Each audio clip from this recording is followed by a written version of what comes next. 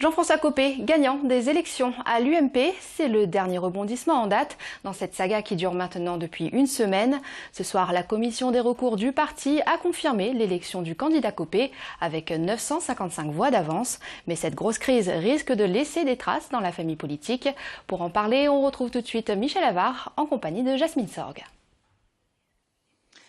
Oui, alors plus d'une semaine après l'élection pour élire son président, la bataille fait toujours rage au sommet de l'UMP. Alors on vient de l'apprendre, la commission de recours a validé l'élection de Jean-François Copé. Alors Michel Avare, vous êtes pro-filloniste. Alors une réaction déjà à cette décision de la commission ? Oui, c'était une décision qui était attendue. J'allais dire, elle ne vient pas changer fondamentalement la donne. Reste à savoir comment cette décision va être acceptée dans le processus en cours. Alors on parlait du côté des pro-fillonistes, on réclamait la tenue de nouvelles élections. Nathalie Kosciusko-Morizet a notamment lancé une pétition en ligne. Quid de cette proposition maintenant? Est-ce qu'elle est obsolète?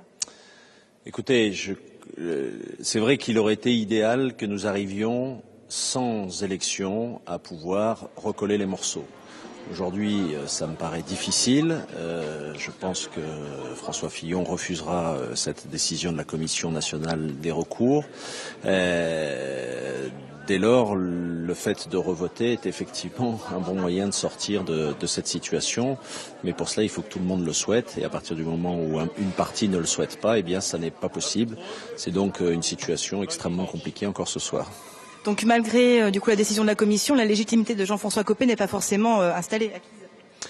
Écoutez, il est dans le processus, en tout cas celui qui est annoncé comme le président. Cette décision est effectivement refusée. Elle sera contestée par des moyens que je ne connais pas, mais qu'a priori François Fillon compte mobiliser.